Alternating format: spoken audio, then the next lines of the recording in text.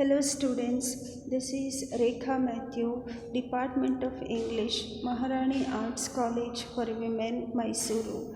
Today, let us revise the lesson on Killing a Tree by Jeev Patel. I hope you are all doing well and studying for examination. We have already done this lesson in the classroom. We will revise it today. Here is a picture of Jeev Patel.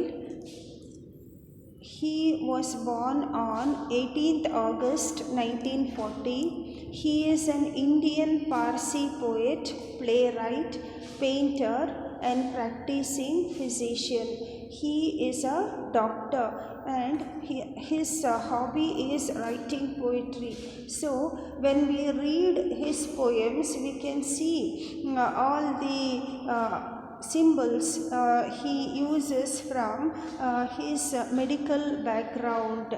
He is also part of green movement which is involved in protection of environment. His poems have deep concern for nature and expose man's cruelty to it. Here is a picture of many trees being cut by people. Man uses tree for different purposes. Man makes money out of it. Let us look at the poem in detail. It takes much time to kill a tree. Not a simple jab of the knife will do it. So the poet says that cutting a tree and killing it is not an easy job. Just if we jab a tree, stick a knife into the tree, it will not kill the tree, it will only hurt it because the tree has grown very strong. Slowly, it is a long process for a small plant to grow into a big tree. It has grown slowly, consuming the earth, rising out of it. A small plant takes all the nutrients from soil. We know when we plant a small plant, we water it, so the roots will be taking all the nutrients from the soil and minerals, etc., and it will start growing slowly, feeding upon its crust. Here, crust means soil.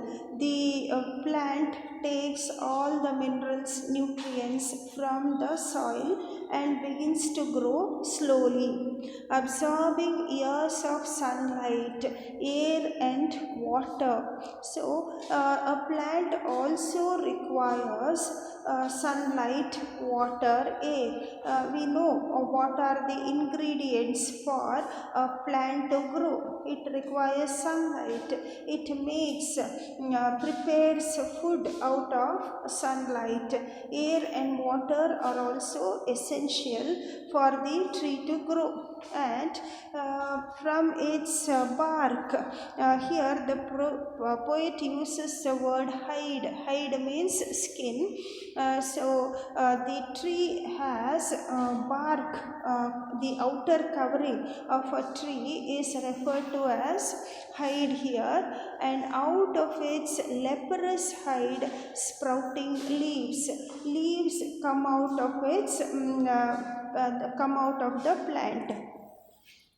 So, hack and chap, but this alone won't do it. So, since cutting a tree is very difficult job and small cut will not be able to do it, we need bigger instruments to hack it, to hit it hard, give very hard blows to the trunk of the tree. It has to be chopped, but this alone won't do it.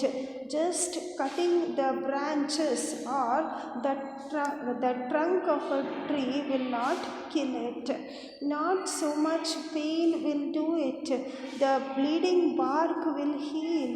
And even though we cut the big tree, its trunk, and just as we have seen in the picture, if we cut it at one point, it falls down and sap or the juice will start flowing out of it.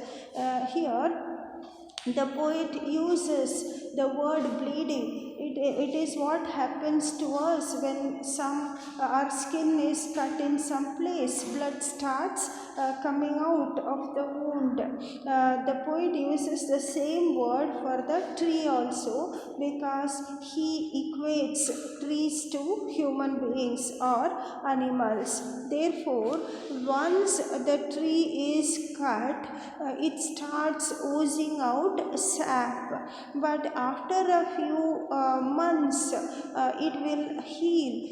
All the wound will cover up and it will start growing again, and from close to the ground will rise curled green twigs. After the tree covers up the area which is cut by human beings, small leaves start growing. Miniature boughs. Miniature means small. Boughs are branches. Miniature boughs, if unchecked, will expand again to former size. So, if we let it grow, the small leaves will turn to small branches, and then finally the tree will regain its former size. So the root is to be pulled out. Here the poet tells us how to kill a tree. Just jabbing or hacking or chopping is not enough. It has to be uprooted. Uproot means to remove the roots of a tree. The root is to be pulled out of the anchoring earth. The tree holds the earth very strongly. So it has to be pulled out of the earth. It is to be roped, tied and pulled out. It is not easy to uproot a tree. It requires a great deal of effort on the part of human beings to pull it. It needs to be tied with ropes and then pulled out of the earth's deepest cave. That is a word used by the poet here. Or pulled out entirely out from the earth cave. So that is the innermost place where the roots are situated. So the tree needs to be pulled out of the earth cave, and then the strength of the tree exposed. Now, when the roots are pulled out, the strength of the tree is exposed. The life of the tree is in danger. The source, white, wet, the most sensitive, hidden for years inside the earth. So, it is the root that supplies all the food, nutrients, water, minerals to the plant or tree in this case, and therefore, when the root is uprooted, the tree is about to die. He describes the roots for us. He says the roots are white, wet, and most sensitive. It is not hard as the bark or hide of a tree. The tree will heal. The tree will grow if something happens to the trunk or leaves or branches, but when the root is hurt, it cannot grow because it is very soft and sensitive. It remains inside the earth for a long period of time. So when it is pulled out of the earth and put out to dry, the tree dies.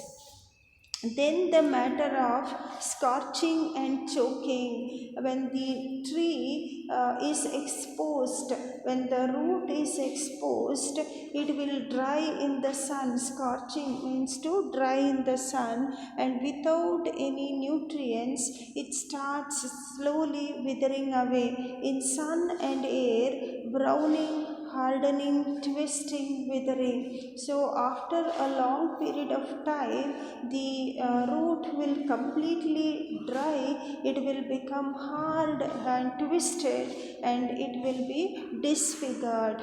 And that is how the death of the tree takes place.